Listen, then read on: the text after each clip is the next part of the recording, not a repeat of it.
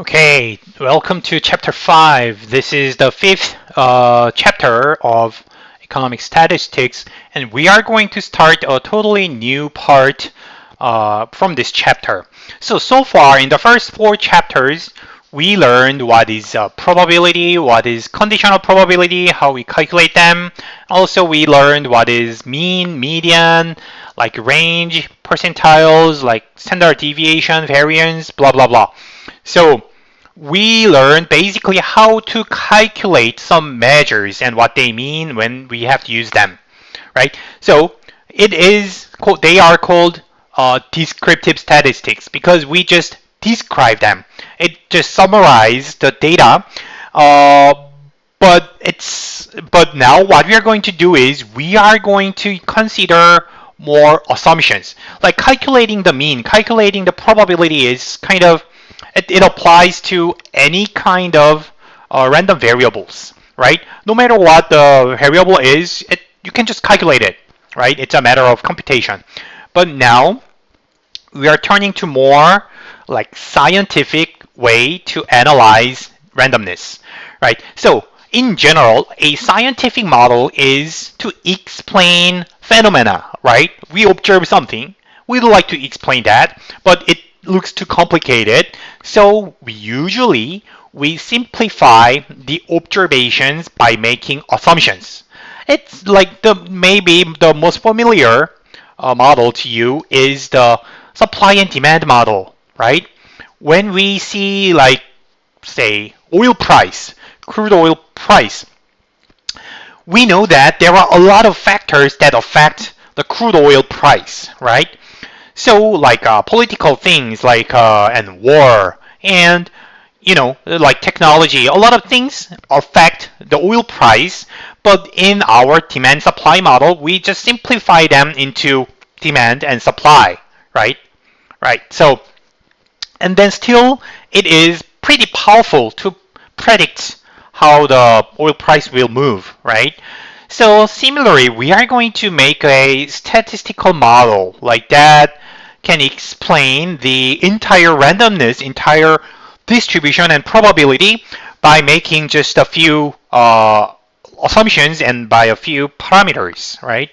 So like as I said, the probability and the measures we learned in the previous chapters do not rely on any assumptions, any model. Like so, when we say a scientific model, that's just a set of assumptions we make. Okay, so in this course, we are going to learn two probability models. One is the binomial distribution we are going to study in this chapter, and the other is the normal distribution, right? The famous normal distribution, which we will study in chapter 6. And of course, there are many more, but I will refrain from doing that because it will take a lot of time and more complicated to mathematically uh, difficult. So in the textbook, you can just search for binomial distribution as a keyword. Okay, as usual, let me start with a warm-up question. So I show 5 examples of random variables, and one of them is different from the others. Like say A, outcome from a coin toss. B, gender of a randomly chosen person. C, whether a randomly chosen student has a passing grade in calculus or not, like when you check prerequisite. Like D, price of a randomly chosen dish on a restaurant menu. E, answer to a true-false question. So you can randomize all of these, like yeah, right? Then what is a different type of randomness? Think about that. So the intended answer is D, because all the other variables are binary. Okay, so gender can be like so. Please understand it as a biological gender at the birth. So like coin toss, heads or tails, like man and woman, passing grade, pass or fail, and true or false. These 4, like A, B, C, E, are binary in the sense that the outcomes are one of the two, right? But price can take any number, right? Not only two possible outcomes, right? So we are going to study, we are going to make this as an assumption. We are going to make an assumption that there are only two possible outcomes. Okay? So we say that a random variable is binary if there are only two possible outcomes. And as you just saw, there are many examples. And depending on the example, it could be man or woman, yes or no, true, false, win or lose, positive or negative. You can think about many other examples like satisfied or not, like vote for candidate or not, you know. But in general, for just expositional purpose, I'm going to name them as success and failure, right? So I may label yes as success and no as failure, but it doesn't mean success is good and failure is bad. I just label them. It is just convention, right? So I may call like woman as success and man as failure, or the other way, but doesn't mean anything like any biased opinion. And or it could be more neutral if I encode success as 1 and failure as 0. Earlier in the previous chapters, I told you that we need to have quantitative outcomes to calculate the mean and the variance.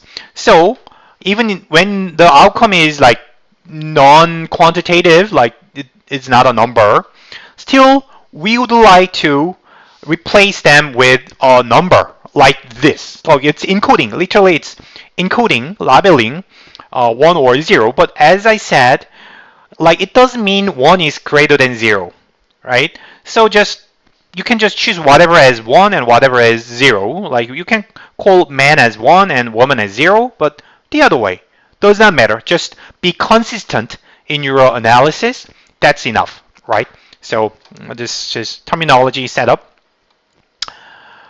And now let's think about that. Like, so random variable x is binary, and we assume that there are only two possible outcomes, right? X is 1 or 0, right? I start from numerical outcome, and then it is the simplest possible statistical model because there are only two possible probabilities. We just need to consider only two probabilities. That's all, right? So we need to calculate probability for 1 and probability for 0. If you know both, then you know everything. Actually, it's even simpler than that because if you also know that the sum of these two probabilities must be 1, right? That is, if the probability of success is p, then automatically the probability of failure is 1 minus p, right? If you know that the probability of woman is 30%, then probability of man is automatically 70%. So in the end, it's just one parameter. You only need one parameter, p. That is sufficient to describe everything, right? If you know just one number, then you know the whole probability distribution. That's why we are making assumptions and why we study like models, what scientists do. Exactly, right? So that's the point. We are going to describe the randomness by one number, p. Okay. So then, so far, we are going to make these two assumptions. First, x is binary. And second, we are going to denote the probability of success as p. As I said, it's just, it does not matter whatever you choose as 1, and you may choose any other alphabet, but it's just convention. We just need one thing. That's the point. We need only one parameter, and we are going to use p to denote that. And then we say random variable x follows a binary distribution with parameter p, right? That when I say this sentence, it implicitly making these two assumptions.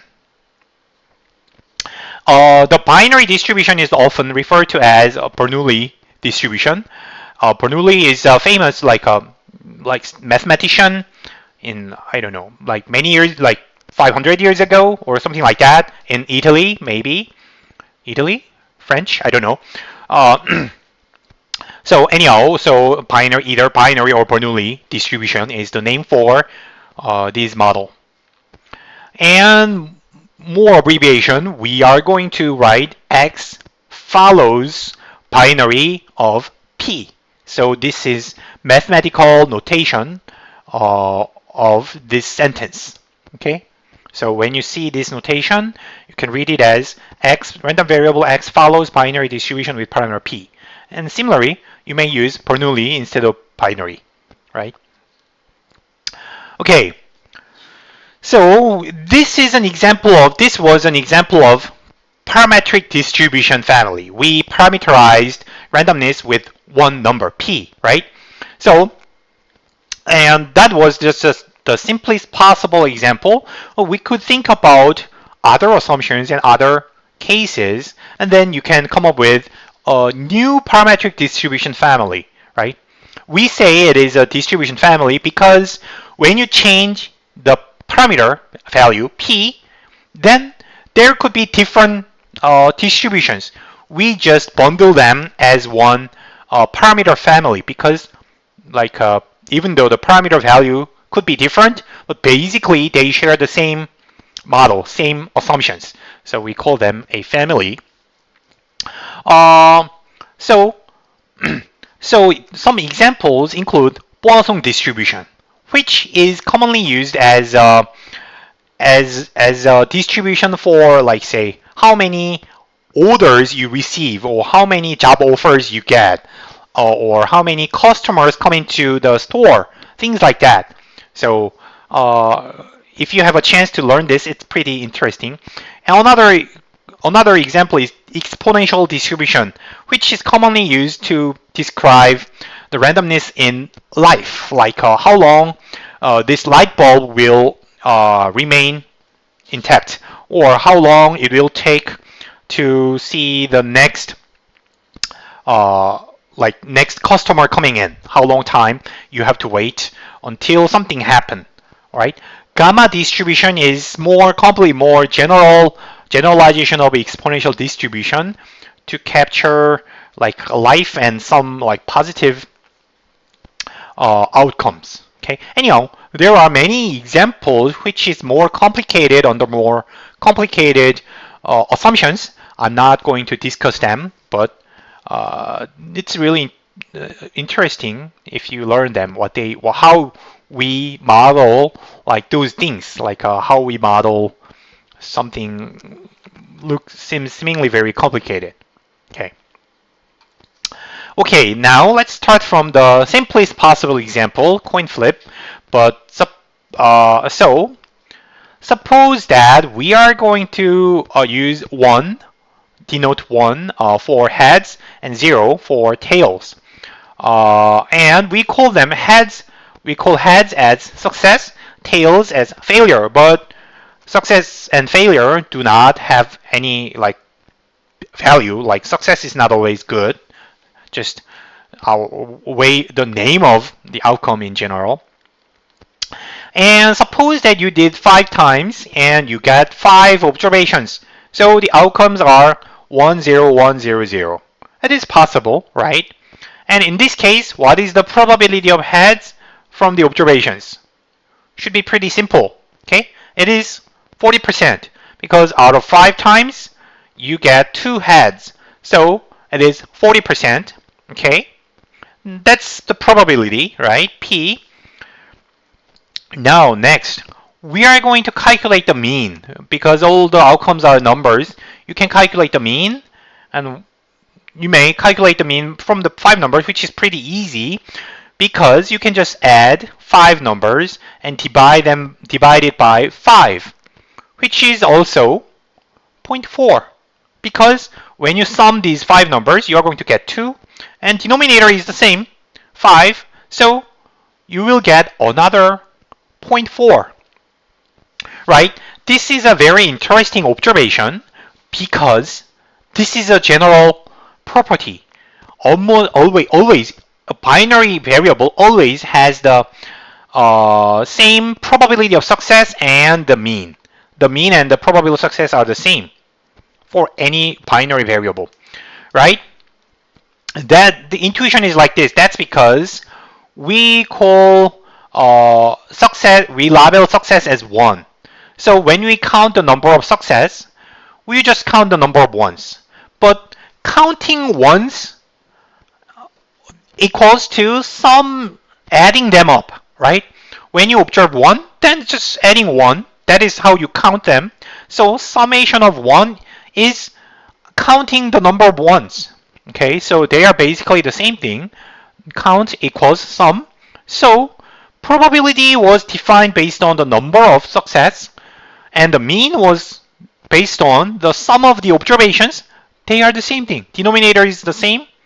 The numerators are also the same because we number them as 1, right? Pretty interesting property, right? Under our assumptions, we get mean equal to the probability of success. Okay? Then the problem is the meaning, the interpretation of that. Because earlier I said 1 and 0 are just labels. They do not mean anything. Like 1 doesn't mean it is greater than 0. It is just heads, just different name for heads, and 0 is just a different name for tails. That means in our experiment, there is no -1, there is no 2, and of course there is no 0.4. 0.4 does not mean any outcome. It's just meaningless, right? There is nothing in between heads and tails, just head or tails. So you can calculate the mean, but you cannot interpret that because right, so what you can learn is, so it was a nice property, but how we use the property is like this. You have to use that property when you interpret the mean, right? So 0.4 is the probability of heads. So even if we calculate the mean, but you have to interpret this as a probability, right? If the variable is binary, and like if the variable satisfies all these assumptions we just set up, then now you can interpret the mean. Okay? So, and then why do we do that? And why do we mind expectation? The reason is because many statistical methods and many statistical theories are based on the mean. We study a lot about mean, how to estimate mean, how to calculate confidence interval for mean, things like that. So we would like to apply those to binary variable, but binary variable does not have any meaning of the mean, but actually we do. We may apply the tools for the mean and then just interpret that as a probability, right? So to catch two things at the same time, the interpretation and the statistical tools, we are utilizing this property. So pretty strong property, but it's not well explained in the textbook. Okay, so now then, let's think about another example. Like now, think about your online quiz, right? There are 5 options to any question, like multiple choices, and you have 5 options, and you just suppose that you randomly choose any. Excuse me. You randomly choose one of them, and then if it is correct, you get 1 point. So X is kind of the point you collect from the question. X is 0 if you choose wrong answer. So in this example, so one question is one experiment, and the outcome probability of success, in this case literally success in choosing the correct assumption, correct answer, is 20%, 1 out of 5, right? So you randomly choose one. So we can assume that the point from one question follows a binary variable, a binary distribution with parameter 20%. Calculate the mean in this case. So to calculate the mean, you have to have like probability distribution table like this. So two outcomes and their probabilities, and you multiply probability weighted outcome, calculate the probability weighted outcomes and sum them. Then what is the mean? It is 0.2. Should be simple, right? You get 1 point with 20%, so you can expect 0.2. That's simple intuition, right? So B is the answer, right? So this is how you do the algebra using the table.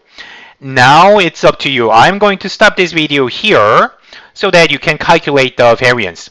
So try to calculate the variance based on this probability distribution table.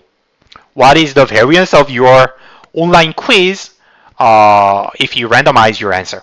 Okay, so try this and I'll start from here in the next video. Okay, finish the algebra first. Okay, see you later.